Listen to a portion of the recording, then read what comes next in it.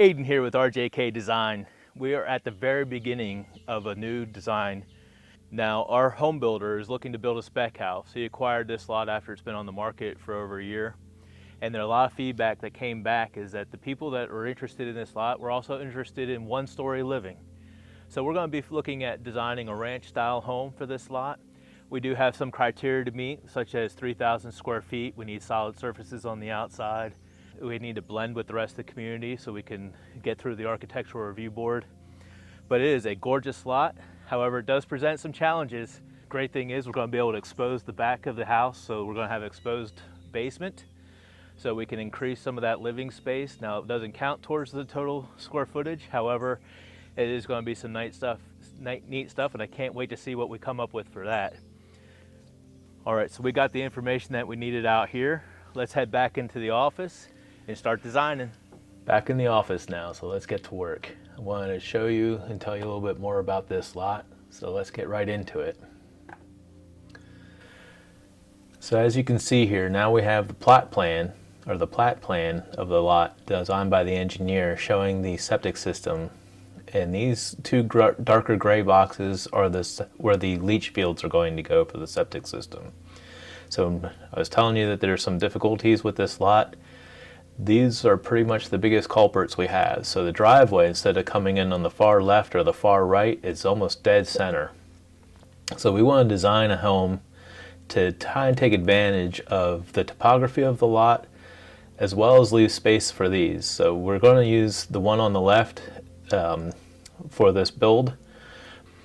So we want to, again, leave this driveway in the middle. Designing a single-story home in this neighborhood, we want at least a 3-car garage. I'm going to try and get 4 in the design. We have some great possibilities with the exposed lower level. Quite a view coming out the back of the house, and looking down this direction, you look into the valley. So it's going to be a gorgeous lot when it's done, but it's going to take some vision to get to it. So how I typically start on something like this, I know that the driveway is going to come in the middle. This reference block here is what the engineer thought a house in this neighborhood might look like. It really doesn't tell us what the footprint needs to be. We can alter that. So I typically start by, I scaled this in already. So 1 foot equals 1 foot. And then I draw a box over top of. And here I'm thinking that the main house is going to be on the left-hand side. I'm going to have a connecting to a semi-detached garage. So we'll have 2 cars coming in this way and 2 cars coming in the right. And the reason I don't want to put all 3 or all 4 on one side is because the more I do that, the deeper the house needs to be. Each garage bay takes at least 12 feet, so it just gets pretty deep coming back here. The other thing is the houses in this neighborhood are on the larger side. Taking the house wider is going to give the appearance of having more house. It's going to feel and present much bigger. It's going to give me my basic idea, and from here I start designing. Now spend a little time, because I know you're not going to want to sit with me through the entire design process, but I laid out the basic shape and I did some design, and I would love to show you what I come up with, and I'm going to explain to you why I did what I did. So you take a look with me here. Here's the floor plan of the house. So as you can see, I've kept the basic house. I have the bulk of the house over here on the left hand side, have a semi-detached 2-car garage. We have a nice breezeway connecting the two. But remember, we over in this area, sand mound that we're actually going to use, and over here is going to be the secondary sand mound in case this one ever gets saturated. So again, I did not want to put all the garages on this one side for obvious reasons. This garage would have been all the way back into here, and with the lot sloping the way that it does, we would have one large retaining wall back here holding up the driveway, because by the time we get back here, we're going to be dropping almost 10 feet. So the closer I can keep it towards the front of the lot, the better. Again, we get added length to the house, so this house is going to present much grander, even though it is, when I say only 3,000 square feet, that's a rather large house, but it's not, again, it's not one of the larger homes in the development. So So let's go back in. I went with a more traditional layout based on some of the feedback that seemed to be where we're going. The open floor plan has been great. However, we are seeing more of a trend towards a more traditional layout. This is a great place to let me know in the comments how you feel. But dining rooms seem to be making a comeback, as well as dedicated office spaces, dens, places to kind of get away. However, you still like kitchen and the family rooms being connected. So that's exactly how this is. The kitchen just blends right into the family room. I'll show you in a minute the video of the walkthrough, and you'll see that the family room space actually has 14-foot ceilings. The main house in here, the rest of the ceilings are 10 feet. And then we went to a 9-foot ceiling for the bedrooms. So we have all 3 bedrooms on the same side of the house. Primary bedroom to the back, taking advantage of the views towards the back of the house. We have a tree line view off the left as well. The walk-in closet, 2 other bedrooms up front. Now we are thinking that this is going to be somebody, if they're not empty nesters yet, they will be soon. So we didn't put as much emphasis on those rooms. However, they are very comfortable and a decent size. So when kids maybe come home for a visit with a spouse, there's plenty of room for them. And then of course the laundry room is on the main level, right down the hall from the primary bedroom. So you don't have far to walk. And this is something that I'm liking. I like the powder room to be centrally located and not tucked back into the mudroom area. That way when you are entertaining and have guests, they don't have to go through your dirty pantry, mudroom, or kitchen to get to the powder room. It's part of the entertaining space, but still tucked away. So we do have it in the anti-foyer. And we'll show you that here in a little bit for the video, in the video as well. And honestly, I think my favorite part of this whole house, I have a few things I really like, but that basement really turned out nice. So let's go downstairs real quick. Like I said, we do have an exposed basement. So the whole back of it's going to be open. So that gives us a really large great room downstairs for entertaining, for the pool table, for the card table, what have you.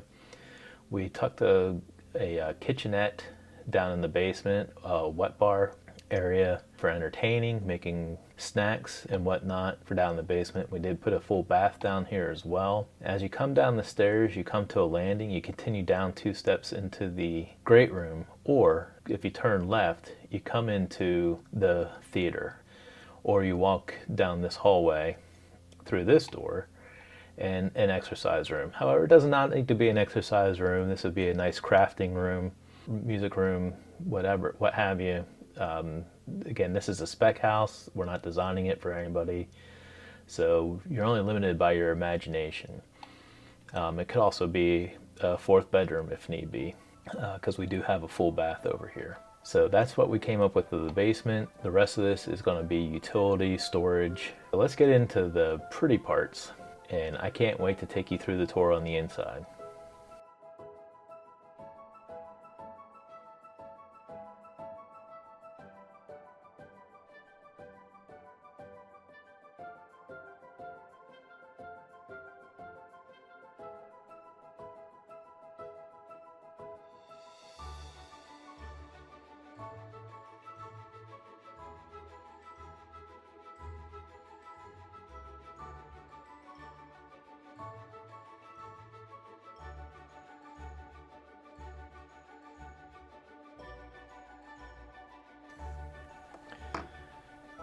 Now as we enter, like I said, we do have a more traditional layout. We're on the left. We start out with the den.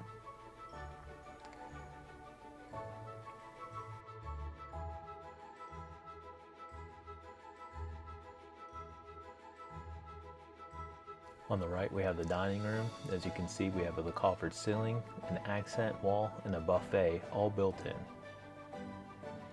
As you come into the anti-foyer, on the left-hand side is that powder room. We did the paneling on the sides and the barrel vault. And then once you come into the family room, or great room, the ceilings just explode in height to 14 feet. We have the whole big bank of windows on the back of the house, taking advantage of the view going out to the deck. We added a space for the TV next to the fireplace. And when you're out on the deck, you feel like you're part of the house with those expansive set of windows, so even inside and outside feels like one space. Put a nice breakfast area to the back of the kitchen. We have this huge island in the kitchen as well. Around the refrigerator, put those cabinets, giving you plenty of storage space.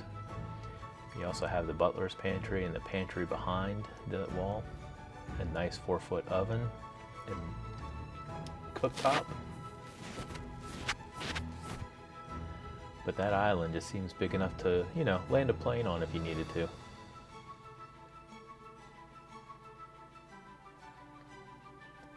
Now let's switch over to the primary bedroom. Again, we did the 9-foot ceilings in here.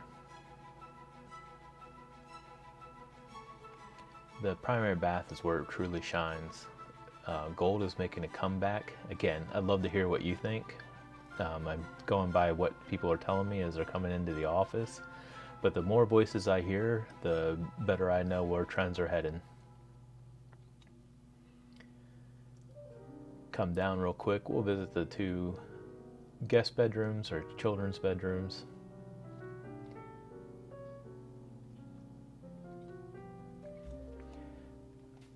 Now, even though it's 9-foot ceilings, this is going to present larger because of all the horizontal lines.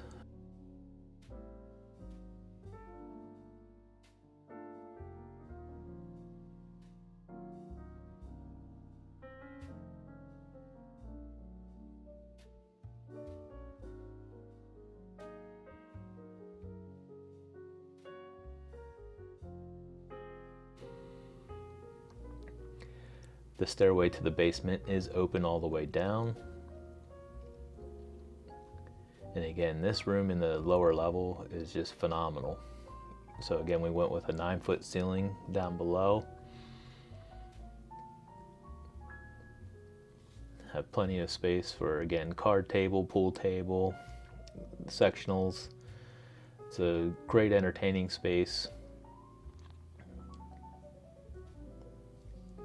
I think the kitchenette is going to be great value.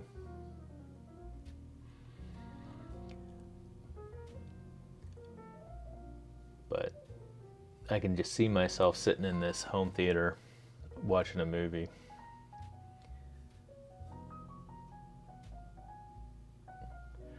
Here I don't see myself as much, but you see me in the videos. But it's good to have a place.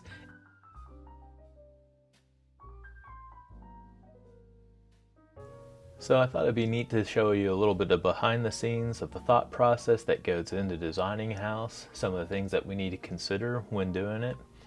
Please let us know what you thought of the video. Hit that like button, subscribe.